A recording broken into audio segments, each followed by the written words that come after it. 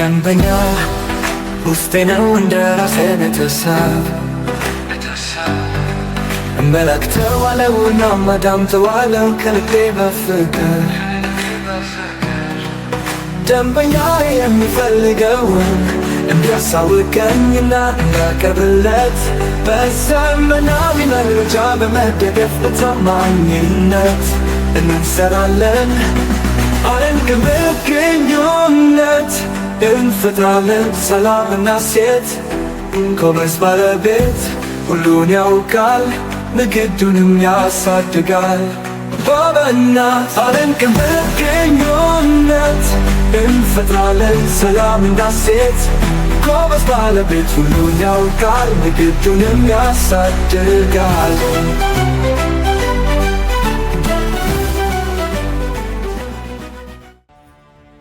ዛሬ የምንነጋገረው የደንበኞች ግንኙነት አስተዳደር ስንል ምን ማለት ነው በሚል ዋና ርዕስ ላይ ይሆናል።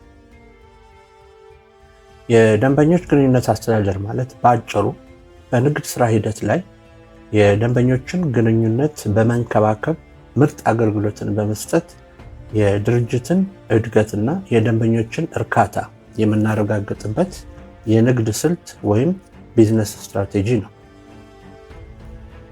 ይህም የንግድ ስልት ቴክኖሎጂንና ሳይንሳዊ የሆነ የአሰራር ሂደቶችን በመጠቀም የደንበኞችን ዳታ በብቃት መሰብሰብ፣ መተንተንና ለስራ መዋልን ያካትታል። በዚህ ቪዲዮ የደንበኞች የግንኙነት አስተዳደርን ጽንሰ ሀሳብ፣ አይነቶቹን፣ ዓላማዎቹን፣ ጥቅሞቹንና ጉዳቶችን እንዲሁም ለንግድ ስራችን ያለውን ፋይዳ በዝርዝር እንመለከታለን። ሰላም ጤና ይስጥልኝ። አምደ ሚካኤል ክፍሌ ይባላለሁ። ወደ ኤምኬ ቢዝነስ ማማከር ቻናላችን እንኳን በሰላም መጣችሁ። በዚህ ቻናል የእርስዎን የንግድና የፋይናንስ እውቀትን የሚያሳድጉ እና በተግባር የተፈተኑ ትምህርቶችን በተከታታይ ዝግጅት በዝርዝር እናቀርባለን። ትምህርቱን ከመጀመራችን በፊት ግን እንዲህ ያሉ ጠቃሚ መረጃዎች ለሌሎችም እንዲደርሱ ቪዲዮውን ላይክ በማድረግ ይጀምሩ። ለቻናሉ ደግሞ አዲስ ከሆናችሁ ሰብስክራይብ በማድረግ እና የደወል ምልክቷን በመጫን በየሳምንቱ የምንለቃቸውን የቪዲዮ በፍጥነት እንዲደርሳችሁ በማድረግ ተባበሩ። አሁን በቀጥታ ወደ ዛሬው ትምህርት እንለፍ።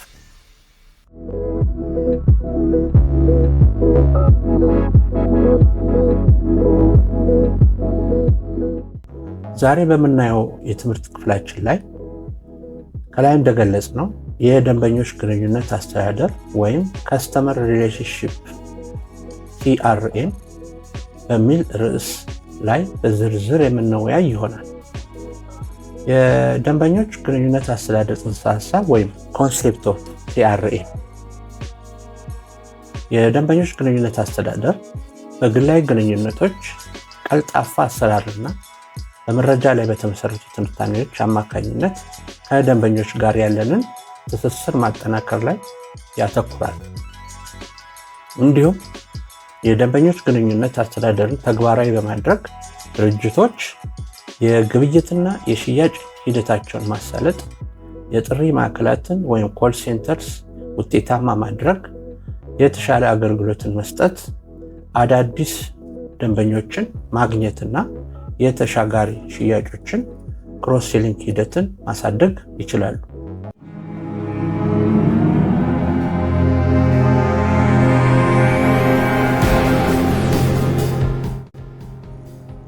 የደንበኞች የግንኙነት አስተዳደር በሁለት አይነት የመዋቅር አደረጃጀት ይከፈላል። እነሱም የደንበኞች ግንኙነት አስተዳደር የተግባር ክንውን ኦፕሬሽናል CRM እና በደንበኞች ግንኙነት የአስተዳደር ተግባርን መተንተን አናላቲካል CRM ይባላሉ። የደንበኞች ግንኙነት አስተዳደር የተግባር ክንውን ወይም ኦፕሬሽናል CRMን በተመለከተ ስንተነትነው ይህ የደንበኞች ግንኙነት አስተዳደር ዘርፍ ከደንበኞች ጋር የሚደረጉ ግንኙነቶችን አውቶሜት በማድረግና በማሻሻል ላይ ያተኩራል። ይህም ዘርፍ ሶስት ዋና ዋና ክፍሎች አሉት። እነሱም የሽያጭ ኃይል አውቶሜሽን፣ ሴልስ ፎርስ አውቶሜሽን፣ የግብይት አውቶሜሽን ተግባራት፣ ማርኬቲንግ አውቶሜሽን፣ ሰርቪስ አውቶሜሽን ናቸው። የተግባር ክንውን ወይም ኦፕሬሽናል ሲአርኤም ስንል ምን ማለት ነው? በዝርዝር እንመልከታቸው። አንደኛ የሽያጭ ኃይል አውቶሜሽን ወይም ሴልስ ፎርስ አውቶሜሽን። የሽያጭ ኃይል አውቶሜሽን ማለት በሽያጭ ሂደት ላይ የተገኙትን ዋና እና እምቅ የሆኑ ደንበኞችን መከታተልና መለየት መቻል ሲሆን እንዲሁም በሽያጭ ሂደት በተገኙት እድሎች ላይም ክትትል በማድረግ ተጠቃሚ በመሆን ደንበኞችን በስምና በአድራሻ በዝርዝር በማወቅ ወደ ዳታ ሲስተም ውስጥ በማስገባት መመዝገብ መቻል ማለት ነው። እነኚህንም ከላይ የተጠቀሱ ተግባራትን በቴክኖሎጂ በመተግበር ወይም በማገዝ ማከናወንም ማለት ነው። የሽያጭ ቡድኑንም ስራ ፍጥነት እንዲጠናቀቅ ከማድረግ አልፎ ገቢንም በከፍተኛ ሁኔታ እንዲጨምር ለማስደረግም ያስችላል ማለት ነው። ሁለተኛ የግብይት አውቶሜሽን ተግባራት ማርኬቲንግ አውቶሜሽን። የግብይት አውቶሜሽን ተግባራት ማለት በኢሜይል ማርኬቲንግ እና በኦንላይን የክፍያ ስርዓት አስተዳደር ላይ ደንበኞችን እንደ ንግድ ባህሪያቸው ከፋፍሎ የመመዝገብ ሂደትን ማከናወን መቻል ሲሆን ይህም በግብይት አውቶሜሽን የክንውን ሰዓት የሽያጭ ተግባራት በራሳቸው እንዲሰሩ ለማድረግ የሚያስችል አቅም ከመሆኑም በላይ ጊዜንም በመቆጠብ የሽያጭን ሂደት በፍጥነት የሚያቀላጥፍ የስርዓት ሂደት መፍጠር ማለት ነው። ሶስተኛ የአገልግሎት አውቶሜሽን ተግባራት ሰርቪስ አውቶሜሽን። የአገልግሎት አውቶሜሽን ተግባራት ማለት የደንበኞችን ጥያቄና የቅሬታ መመዝገቢያ መዝገብን በማዘጋጀት እና ደንበኞችን ራሳቸው ጠይቀው ምላሽ የሚያገኙበትን ሲስተም በመዘርጋት አገልግሎት መስጠት ማለት ነው። ይህንንም የአገልግሎት ስርዓት በመዘርጋትም የአገልግሎት ወጪ እንዲቀንስ ከማድረግም አልፎ የደንበኞችንም ቅሬታ በተመለከተ በቂ መረጃ ከማስረጃ ጋር ለማግኘት ብቃት ያለው የአሰራር ሂደት መፍጠር ማለት ነው።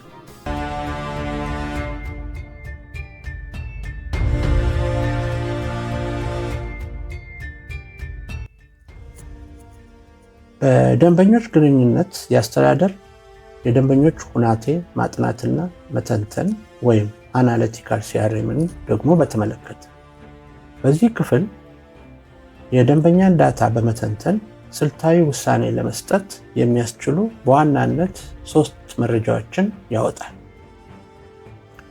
እነሱም የሽያጭ መረጃ ትንተና፣ የግብይት መረጃ ትንተና፣ የፋይናንስ መረጃ ትንተና ናቸው። የደንበኞችን ሁናቴ ማጥናትና መተንተን ስንልስ ምን ማለታችን ነው? በዝርዝር እንመለከታቸው። አንደኛ የሽያጭ መረጃ ትንተና። የሽያጭ መረጃ ትንተና የሽያጭ አዝማሚያዎችን እና የደንበኞችን የግዢ ባህሪያት በማጥናት የወደፊቱን የሽያጭ ሂደትን በመተንበይ የማሻሻያ እርምጃ ለመውሰድ ይጠቅማል። ሁለተኛ የግብይት መረጃ ትንታኔ። የግብይት መረጃ ትንታኔ የየትኛውም የማስታወቂያ መስመር ውጤታማ እንደሆነና የደንበኞችን ምርጫ ምን እንደሆነ ለመረዳት ለማስቻልና በሁኔታውም ላይ በመመስረት የማስተካከያ እርምጃ ለመውሰድ ይጠቅማል። ሶስተኛ የፋይናንስ መረጃ ትንተና። የፋይናንስ መረጃ ትንተና የእያንዳንዱን የደንበኛ ትርፋማነት እና የቆይታ ዋጋ በጊዜያት በመለካት ትክክለኛ የዋጋ ተመን ለማውጣት የሚያስችልና በዚሁ መሰረትም ገበያውን ያማከለ ዋጋ እንዲወጣ ለመወሰን ይጠቅማል።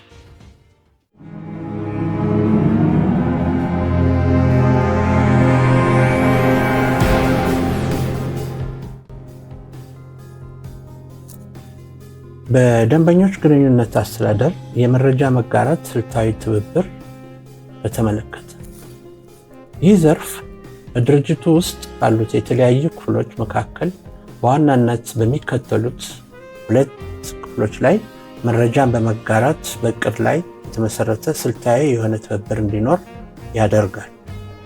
እነሱም የግንኙነት እና የማናበብ አስተዳደር ኢንተራክሽን ማኔጅመንት፣ የቻናል አስተዳደር ቻናል ማኔጅመንት።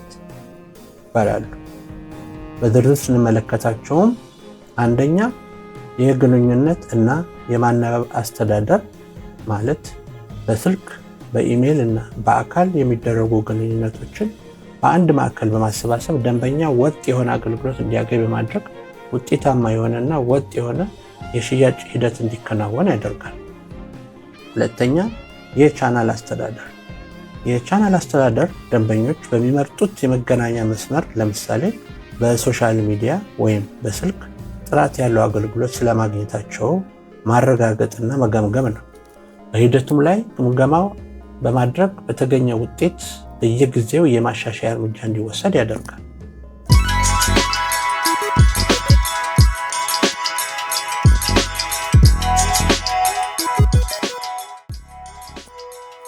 የደንበኞች ግንኙነት አስተዳደር ዋና ዋና የሆኑ ዓላማዎችስ ምንድን ናቸው?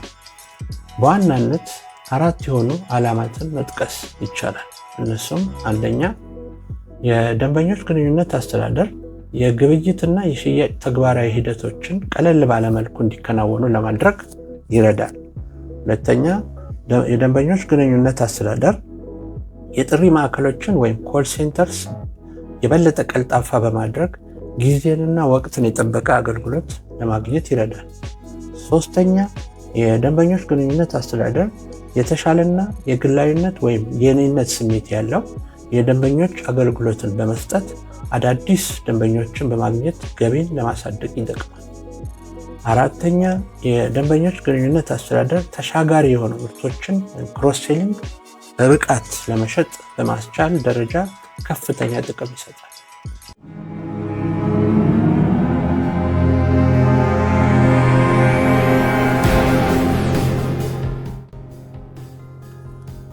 በደንበኞች ግንኙነት አስተዳደር አማካኝነት የሚገኙ ጥቅሞችስ ምን ምንድን ናቸው?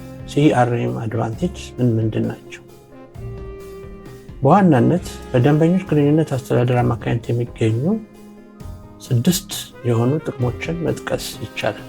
እነሱም ደንበኞችን በሚገባ ማወቅ፣ የተሻሉ ደንበኞችን መለየት፣ ደንበኞችን ማቆየት መቻል፣ ወጪን መቀነስ መቻል፣ የድርጅት ወይም የኮርፖሬት ውጫዊ የሆነ ምስልን ማሻሻል፣ የንግድ እድገትንና የደንበኛን መቀነስ ወይም መሸሽን መቆጣጠር መቻል ናቸው። የሚገኙ ጥቅሞች ስንል ምን ማለታችን ነው? በዝርዝር እንመልከታቸው። አንደኛ ደንበኞችን በሚገባ ማወቅ ስንል የደንበኞችን ፍላጎት ቀድሞ በመረዳት ወቅታዊ የሆነ ውሳኔን ለመስጠት ማስቻል ማለት ነው። ሁለተኛ ደንበኞችን ማቆየት ማለት ጠንካራ የሆነ ግንኙነት በመፍጠር ደንበኞች ወደ ሌሎች ተመሳሳይ የሆኑ ንግድ ድርጅቶች እንዳያተኩሩና እንዳይሸሹ የማድረግ ስልትን መፍጠር ማለት ነው። ሶስተኛ የተሻሉ ደንበኞችን መለየት ማለት ትክክለኛ የሆነ የሽያጭ ማስታወቂያ ለተመረጡ ደንበኞች በማቅረብ እነሱም ለሌሎች ደንበኞች ምስክርነትን በመስጠት የሽያጭን ውጤታማነት እንዲጨምር የማድረግ ተግባራትን ማከናወን ማለት ነው። አራተኛ ወጪን መቀነስ መቻል ማለት አሰልችና ተደጋጋሚ የሆኑ ስራዎችን በጥናት ለይቶ በማስቀረት የሰው ኃይል እና ጊዜን በመቀነስ ወጪን ለመቀነስ ስልታዊ የሆነ እርምጃ መውሰድ ማለት ነው። አምስተኛ የድርጅት ወይም የኮርፖሬትን ውጫዊ የሆነ ምስልን ማሻሻል ማለት ጥራት ያለው የደንበኞች አገልግሎት ለመስጠት የድርጅቱን ታዋቂነት እና ዝና ከፍ እንዲል ከማድረግም አልፎ የብራንድ ስምንም እንዲጠናከር ለማድረግ በሂደት የሚታይ አቅም መፍጠር ማለት ነው። ስድስተኛ የንግድ እድገትንና የደንበኛ መቀነስን ወይም መሸሽን መቆጣጠር። የንግድ እድገትንና ደንበኛ መሸሽን ወይም መቀነስ መቆጣጠር ማለት የንግድ ድርጅቱ በዳታ እና በጥናት ላይ ተመስርቶ እንዲያድግ በማስቻል የደንበኞች የመሸሽ ወይም የመቀነስ መጠናቸው እንዲቀንስ ማድረግና ከዚህም በመነሳት በተጓዳኝ አዳዲስ ደንበኞችንም ለማፍራት በተገኘው አጋጣሚ ሁኔታዎችን ማመቻቸት ማለት ነው።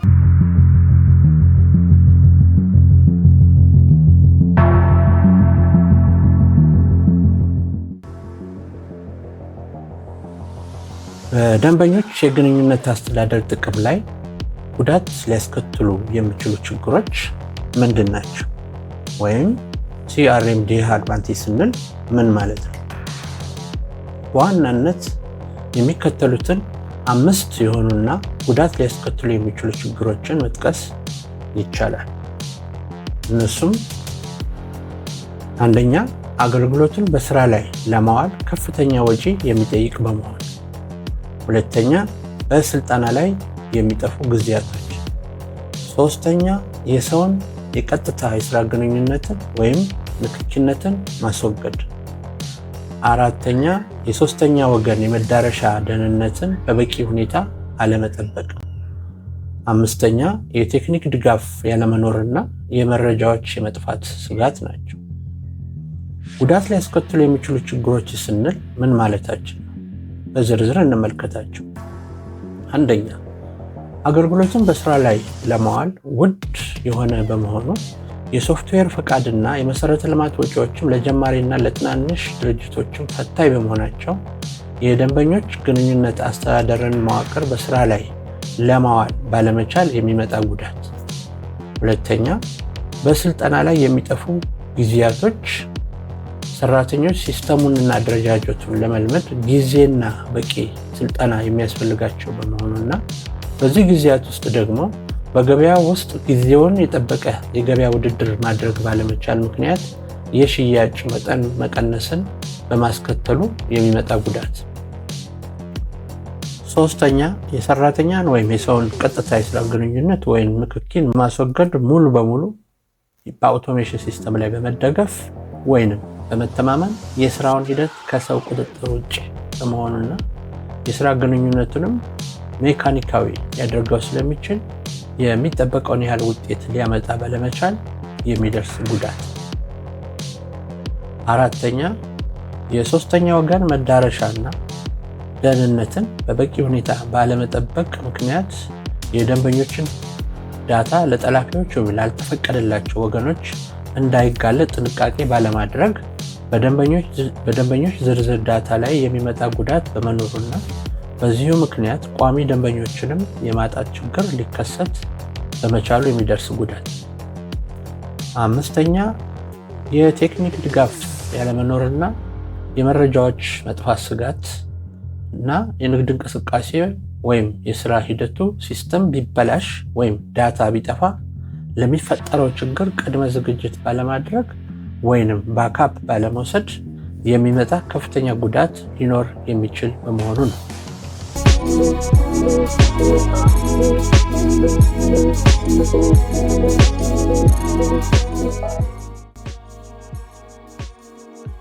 የደንበኞች የግንኙነት አስተዳደር አስፈላጊነት ወይም ኢምፖርታንስ ኦፍ ከስተመር ሪሌሽንሺፕ ማኔጅመንት CRM። የደንበኞች የግንኙነት አስተዳደር በዋናነት ጠቃሚነቱ ጠንካራ የሆነ የደንበኞች ግንኙነትን ለመገንባት፣ በመረጃ ላይ የተመሰረተ ውሳኔ ለመስጠት፣ ቅልጥፍናንና ምርታማነትን ለመጨመር እንዲሁም የንግድ ድርጅቱ በገበያ ውስጥ ተወዳዳሪ ሆኖ እንዲቆይ ለማስቻል ወሳኝ የሆነ የአስተዳደር ክፍል ነው። እንዲሁም ከግለሰብ ይልቅ በድርጅት አስተዳደር በኩል ደንበኞች ዋጋ እንደተሰጣቸውና የተፈላጊነት ስሜት እንዲሰማቸው የማድረግ አቅም የሚፈጥር በመሆኑ የድርጅቱ ትርፋማነትና ቀጣይነትንም ለማረጋገጥ ዋና የሆነ የአስተዳደር ምሰሶ ነው።